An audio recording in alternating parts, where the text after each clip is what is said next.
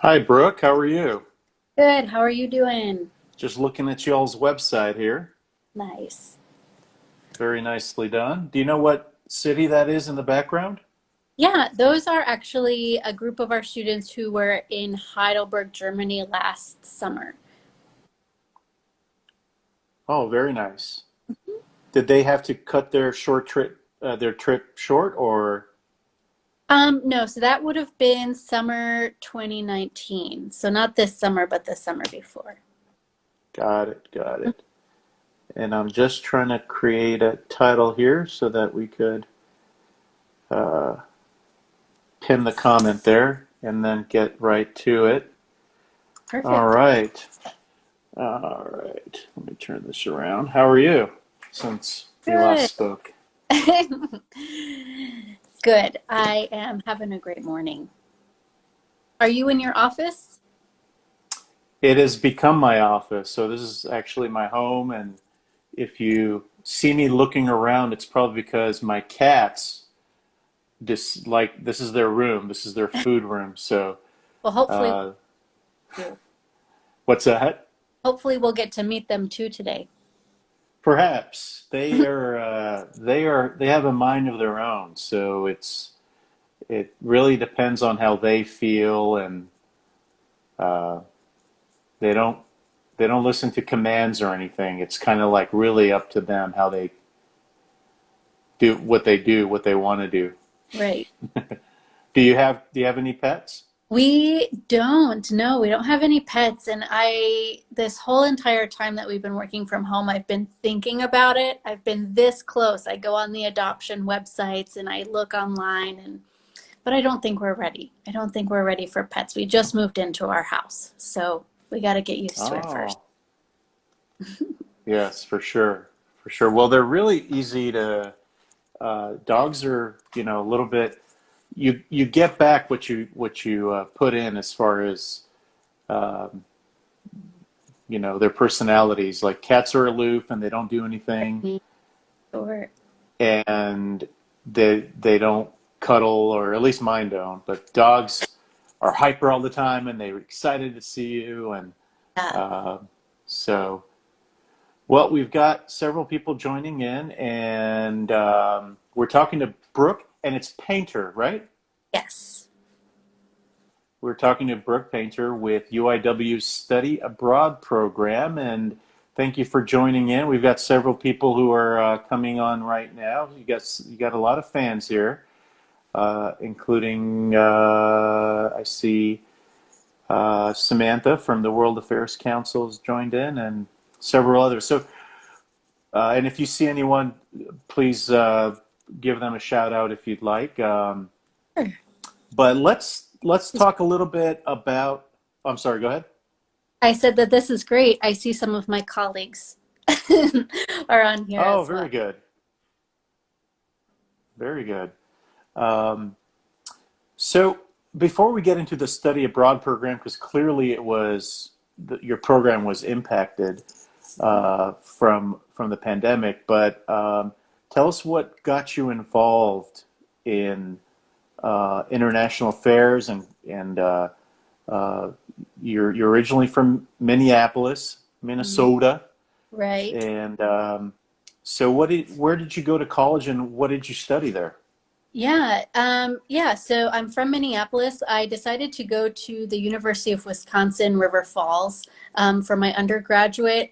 It was only an hour away from home. The whole far enough to not have to come home every weekend, but easy enough if I needed to. And I studied their social studies for secondary education. So I received my license to teach social studies for middle and high schoolers. Did my student teaching, everything, and I loved it. And that's what I wanted to do for a really long time. But during my undergraduate, I studied abroad. I studied abroad in Germany through the Wisconsin in Hessen program. And it was great. I was there for one semester for 6 months, and I got to travel all around Europe. And when I returned, I couldn't stop thinking about where's the next place I'm going to go, which happens with, I think, every student who takes the opportunity to travel or study abroad. Um, when I graduated in the winter, so I didn't really want to, be a substitute teacher. So I took an open position with our international office at River Falls to be a Hmm. liaison for a program in China. And that's where it really started. I was working almost like a resident assistant, but also a program liaison for some students from Wisconsin-Madison who were studying abroad for a semester in Hangzhou, China at Zizou, which Mm. is that I ended up working for there. Let's just out of curiosity, backing up to your experiences in Mhm. Germany. What did you pick Germany, or how does that work with the program you participated in? Yeah, so at my undergraduate, to be honest, I don't really know how all of their programs work, which is kind of interesting into how I do my work now and and how I got that opportunity. I distinctly remember sitting in a classroom. I was a, social studies, so I was in my history class and looking up and just seeing a poster and thinking, wow, it would be super cool to learn history. I was super into, military war history, to go to Germany, to go around Europe and learn there. And so I just went in, applied, and ended up going to the school that, I was told had the most courses in my Mm. major. Oh, And it was that simple. But at the same time, I had a lot of courses that didn't transfer back, or I didn't know there were scholarships available. And so that experience and how my undergraduate ran their program at that time. They're awesome now. I still am in contact with them. Was very different than how I run my program with my first generation students.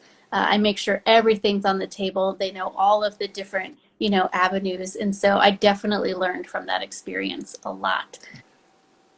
well, one of our board members who just joined in, he's watching now, John J.J. Casey. He would appreciate your experience in Germany. He spent time there as a foreign service officer, Oh, and he wonderful. speaks German too. So I bet you'd make his day if you say something in German. But I don't know. Do you pick up the language too while you're there, or? We had intro to German class, so maybe just enough to, get some kebab or some döner and order a beer. Unfortunately, no, not a lot of it stuck with me. Um, The important things. the important Kebab, late kebab and beer. kebab and beer, yes. Yes. So I apologize. No, that was not, my language of study at the time. So you did the study abroad, you went back, and then you graduated, and you started. Uh, you picked China Mhm. to go there for a short period of time, and it ended up staying there. Tell us Yeah. a little bit about that. Yeah, so I actually had wanted to work in Scotland. One of our most famous programs at the University of Wisconsin River Falls is our Wisconsin in Scotland program. It's a center that they own and operate, and they have like 30 kids go there every semester, and everybody wants to go. And I really wanted to work for them. And they said, actually, we're going to hire a professional to start working at this center, but we will send you to China. And I took it. I thought, you know what? I don't really know a lot about China. That's a part of the world that in my history classes we didn't cover very heavily. And I thought, well, I'm going to go and I'm going to come back and be able to teach my students all about China, because that's important, right? To have that experience abroad and to have that experience in another culture if that's what you're going to be teaching your students. And so I was there for one semester. I came back for a summer. I went like all over the country looking for jobs. And I ended up saying, you know what, I think I want to go back to China, even though they pay less. It's really challenging. It's totally different. But it was something that was exciting and I felt I could learn a lot from. And so I ended up going back and I stayed for another 2 school years. Wow. So total time in China was how long? 2.5 years. Wow. Wow. And I see Yeah. JJ said something in German. Can't can't pick that up. That's very important. Um, So what was life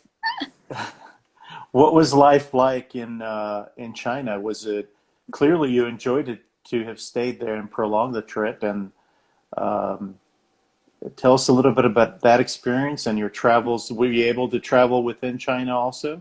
Yeah, yeah. So when I went back for the 2 years, I was an international teacher at Zhejiang International Studies University, as well as Zhejiang University of Science and Technology. And I also started my master's program. So not only was I having a permanent residency in China and working, but I was also a student. And I would say that being a student while living abroad is the best choice you can make, because it's not just you on your own trying to figure out how to live. They really helped me to, immerse in the culture, understand what's going on. And so that was really nice and complimentary. Living in China, I lived in Hangzhou. It's about an hour south of Shanghai on the train, so the East Coast. And yeah, I mean, I can't complain. Being an international teacher in China, you get to have off for the festival for Chinese New Year. And so we get 6 or 7 weeks off completely. And we often use that time to travel. So I got to go not only around China, but around Asia during that time. And yeah, it's been, Wow. every day is just something new, something challenging, and you get to see yourself growing. It's awesome.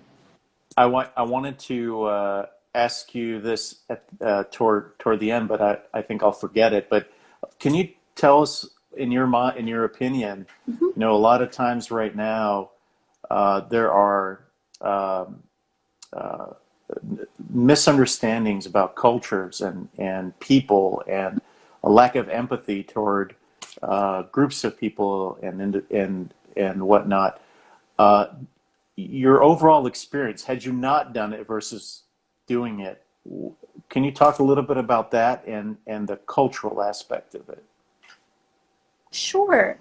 Um, I guess, yeah, I mean, that's extremely relevant to everything we're reading in the news right now. And, every time I see that, I think, I can joke and say the stereotype is there and, ha, it's true. But at the same time, I always get brought back to the individual people that were in my life when I was there. I think about my friends. I think about the host family that did nothing but give me love and support the whole time I was there. I think about my students who together we learned about one another's culture, and sometimes it was challenging, sometimes it caused debates in class, and we learned from that just like you would here.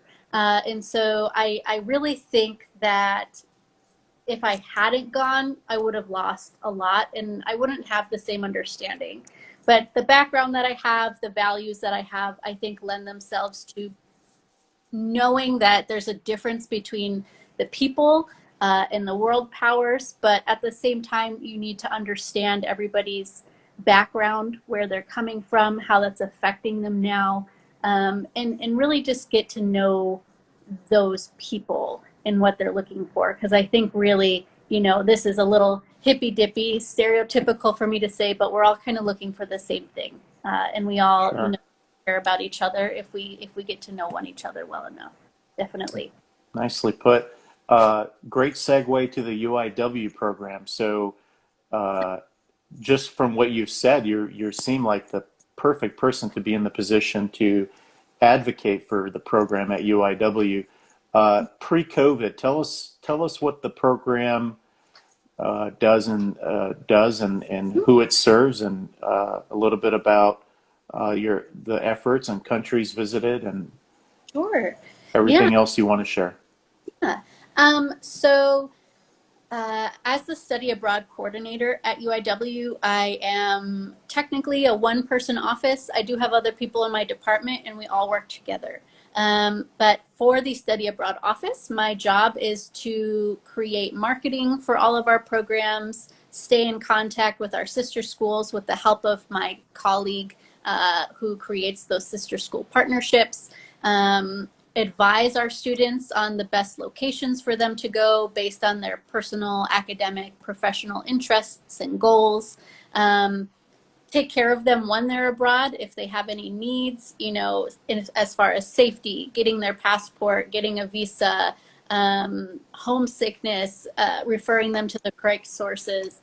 And then when they return, we do re-entry. We have a global ambassador program. So I really try to take a holistic approach from recruitment to until they graduate would be my dream, as long as they get to stay involved with my program. So our program primarily serves undergraduate students at the University of the Incarnate Word. And we have over 140 sister schools in 40 different countries that they can, Wow. yeah, it's a lot that they can choose from. We do have, of course, sister schools who we work with more often than others, but those options are always open for our students. And so how it works is they can go abroad for up to one full school year. That's a fall, spring, and summer semester. They can break those up however they want. They can go all three at one time. They can go for just one. It's really up to them. In addition to that, we also have faculty-led programs. So my office also serves as the coordinator for faculty-led programs. Our faculty can work with a third-party provider who makes their travel itinerary, accommodation, all of the field trips, or they can do it themselves, and I'm here to help them with that. And so our students can also go on shorter trips with the faculty, which can last from 1 week to a month, and those can go really quicker. And is there a program in China that the UIW partners with? I believe we used to have one. At this time, we only have sister schools in China, so students Hmm. either on exchange or for faculty. Hmm. So, so things. Oh, one thing I wanted to ask you: how does the finance work for the study abroad? Is it part of the tuition? Are there scholarships? Yeah, that's a great question. That's the first thing I always get asked. In fact, that's what a lot of our marketing just says, yes, you can afford it. And that's really important because I remember when I studied abroad, I took out personal loans. I won't say how much, but it impacted me. And because I didn't how to pay for this experience. I didn't know what would be in my school account versus what's out of pocket, what scholarships are available. And so at UIW, when a student comes in, as soon as they decide on a location, we look at how much it's going to cost them. And we go through a budget of everything they're going to need to pay for. And then they meet with our financial aid office. So yes, tuition. Their banded tuition, so like 12 to 18 credits, they pay to UIW the exact same way as if they were in San Antonio. And that's really nice because a lot of our students do have UIW scholarships that cover that tuition, and so they can still utilize them, or other scholarships that cover tuition that they can continue to utilize even though they're abroad.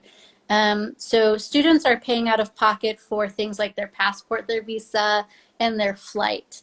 But yeah, depending on location, there's tons of scholarships that a lot of institutions will promote, such as the Gilman for students on Pell Grant. They can get $5,000 to $8,000. The Gilman McCain is for students who are children of active duty military. Again, $5,000 to $8,000. The Fund for Education Abroad for community college, minority, first generation students, and other. And then we also have sister schools that offer different scholarships. So we have a school in South Korea that can offer you a refund for your flight, and they pay for your housing as long as you do an English internship while you study with them. Wow. Yeah, tons of opportunities. So if a student is worried about money, I want to tell them, please don't be. Let's look at the numbers before we decide not to go. We have a question. Where in China are the schools located? Yeah, we have, I want to say 15 to 20 schools in China right now. So they're all, for sure, we have Beijing near Shanghai. We have some in the south near Guangzhou. And then I think we have a few further west than that. And we're hoping to, create relationships with schools in China. that are going to be good for our students. And so we're always open to making new relationships there. We are halfway through, and we are talking to Brooke Paynter. She's with UIW's Study Abroad program and giving us a little bit of her personal experience and also her experience with UIW's Study Abroad program as a coordinator. And tell us what happened. February, March, the new year comes and a lot of hopes, a lot of opportunities, a lot of students already there. So COVID hits. What happened to the UIW Study Abroad program? Sure, yeah. So UIW Study Abroad, we were definitely monitoring the situation for quite a while, taking into consideration a lot of different factors, where numbers were rising, what that looked like, what kind of medical services would be available to the students. How does our required insurance cover them if something happens? Everything. And I think what was our cutting point was whether or not flights were available. I think a lot of us saw the news where flights started to get canceled in and out of countries, and that's where we start to pull our students, because it starts to be unsafe in the matter that, we don't know if they're going to be able to come home later on. And so we always want to make sure that they have that option to come home. And so when COVID started to get really big, we first pulled our students from the Asian countries where they were studying, and then from Europe. That's where our students were at the time. And that looked like just our office coordinating with our travel advisors on getting them flights back into the country, quarantining if necessary, providing on-campus housing if they needed it, or making sure that they get home. And so we were in contact with their emergency contacts, usually their parents, and that student nonstop from when we let them know they needed to come home until they made it back to. Did they have to, I'm Mhm. sorry, did they have to drop everything and was it kind of, okay, you're leaving right now? Yeah, it was a little bit stressful. And I think that Mm, that's something I learned from not only UIW, but the whole Southern Texas area, because all of the schools were in communication at that point. We were reaching out to A&M, Trinity, Texas State. We were all communicating, what are you doing? How is this working? And that was really beautiful to see everybody coming together. But yeah, they did. They dropped their program. You've got 3 days, pack up, tell your landlord you're done. And we worked to make sure that we could tie up all those knots. And then we worked really heavily with our on-campus partners around all the different departments and offices to make sure that most of them continued their study with that sister school online. So they came home and continued courses online, and okay. sure that they would still transfer back accordingly and that they didn't lose any time or effort. Mm. Mhm. And so what happens now as school starts now? What are you all doing to accommodate the the study abroad program? Is it will it be at a standstill? Is it where are you all headed? Yeah, in a way, we did cancel our programs since March. So we didn't send any students abroad for this summer. We're not sending students abroad this fall, and we have a deadline for cancellation for this spring as well. And so we, at this point, are looking into virtual exchange, which is becoming a really big idea in the study abroad arena. Some schools already had virtual exchanges. Some are just looking into how they can utilize that. So a virtual exchange could include anything from our faculty working with our sister school faculty in Germany. It could be them co-teaching an entire course. It could be a student taking 1 to 6 classes entirely with a sister school online. And so we are taking this time that I don't advise as many students to be traveling, to look at our program and realign to make sure that we're providing them with the best services possible. And right now that includes our virtual programming. That includes starting up a global ambassador program for our returnee study abroad students. and fixing up our website that you were looking at earlier, just making sure that all of our paperwork, all of our application process is very clean and easy. So that way when we are ready, it's ready to go and our students have no problem, or our faculty have no problem accessing how they can travel. What are, not taking COVID into account, what are some of the needs that you all have typically? Needs for our students or as For the program, yeah. Like, what are some things that may help? Is it recruitment, maybe? Is it funding? I'm assuming is always an issue.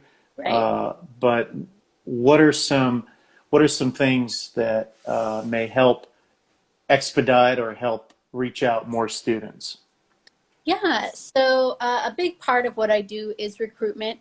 And I find that the majority of my students will walk into my office because a faculty member or somebody they know said that studying abroad is an amazing opportunity for X, Y, and Z reasons. And so that word of mouth saying why it's important to go out and experience, something rather than learning it in the classroom. I believe both ways are equally great, but it does add something.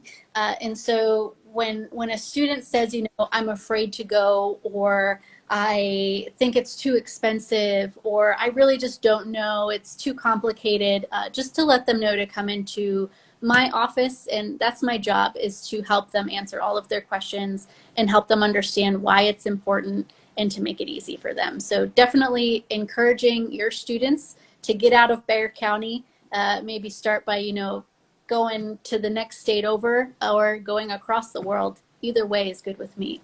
But always come to my office with any questions, as long as you don't say no. Is there? It might be difficult, but does recruitment expand to the high schools? Yeah, so we actually Get them do early. yes, yeah, we do work with high schools. I know that sometimes we work with World Affairs Hmm. to go to your is it World Quest, Hmm. right? They come to UIW and we get to see all of those students, and that was awesome to have that partnership. We also have a high school program at our high schools, and a coordinator there, and they work with our sister schools in Japan, in Germany. And yeah, anytime if a high school counselor or a high school student has questions, I often have them calling my office just to learn a little bit more. And you said in the beginning you were saying they were primarily undergraduate students, but you have a good number of graduate students as well. Yeah, so on occasion we have our School of Professional Studies bring students abroad on a faculty-led program. And so those are Mm. short. Usually our graduate students, our professional students are working full-time, parents have a family, really just don't have the time to go for a full semester. And so the led program, the majority of our professional students, graduate students will study abroad. I imagine like you all have a very good optometry school to Yeah, have some sort of exchange programs and with optometry clinics around the world. I think that yeah, would be and they quite fascinating. our optometry program is actually going to our center in Strasbourg, UIW Strasbourg, France, this summer, Mm. knock on wood. And so we have them go every year to France and Germany to visit professionals in the field of optometry, museums, as well as getting that cultural factor. Very cool. Very cool. Well, a few interesting things about you. One is that you have co-authored a book. Tell us about that, which is Sure. currently being used, right? Yeah, it's nothing that you can buy on Amazon. So to promote anything, but thank you. I am really proud of that. It's not something that I thought I would ever be involved in. But when I was leading my own faculty-led programs for Chinese students to bring them to the United States, I really enjoy making and facilitating curriculum and teaching. And so I thought, I need a guidebook. If we're always going to be traveling, always on the move, their learning needs to be handy. And so my co faculty and she is a Chinese faculty, we created a traveling classroom textbook, essentially. And that textbook is utilized in Zizu for their American history and culture classes today. Wow. Yeah, it's like a mixture of English learning and culture and history. Wow. How Yeah. cool is that? And it's currently being used. Yes, yeah, using it. I think it was published last year, so this would have been the first school year they used it. How cool is that? So, people, if they're interested in the UIW program, they could clearly go to your website, and I'll pull it up here in a second. Cool. Where else could they contact? What else could they do if they wanted to learn more about the study abroad program? Yeah, our website is great. I am always trying to update it, like almost every other day I'm on there adding new information.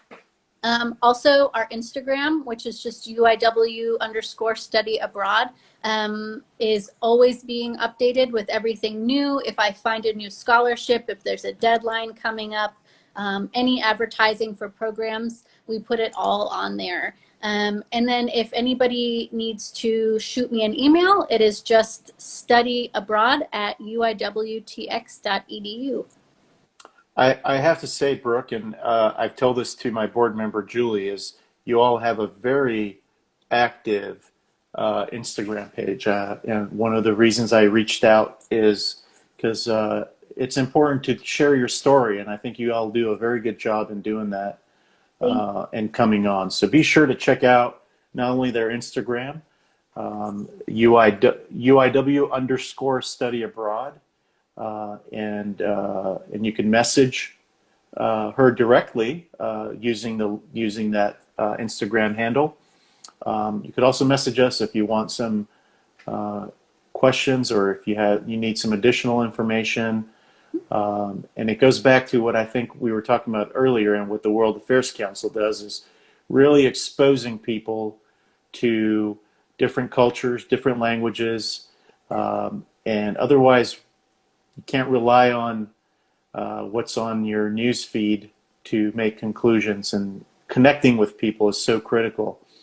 I wanted to also touch upon you had mentioned in your bio you have certain causes that you're passionate about. Did you want to talk about any of that stuff? Sure. Yeah. I mean, I think right now, especially, it's in the news. But I've always really enjoyed just being an advocate for my students. And so that could be anything from them being a first generation student to being a member of LGBTQ plus community to being a Black student or a woman, and how that identity that they have translates into their experience while they're traveling, while they're studying abroad. And so we definitely try to utilize our holistic advising system for our students. And so we show them what it's like to learn about themselves and to know about themselves before they go off and learn about the world that's around them. And so, yeah, those are definitely some research that I've done in the past on LGBTQ plus resources in higher ed, specifically in China, but also working with first generation students. Those are two things that I care a lot about. Thank you for mentioning that. Of course, thank you. I think that's a great way to end the program. You sound like you'd be a great addition to the Young Professionals Committee. A special plug for the Young Professionals for the World Affairs Council. Which is, and I wasn't paid to say this, every time I meet your young professionals, they're always really professional, but really great people, and they know how to connect you and network, and I love working with you guys. So thank you for inviting me on today. Of course. Brooke Paynter with UIW Study Abroad program. Thank you for tuning in. Wish you all the best. Wish your students and your wonderful faculty there, including we have a couple board members there. So thanks to Julie, of course, who is an advocate of our program. And thank you, Brooke. Thank you all for tuning in, for your comments and questions and your likes. Really appreciate that. Check them out, UIW Study Abroad program, and we will see you next time Have a great week. Thank you. Bye. Bye.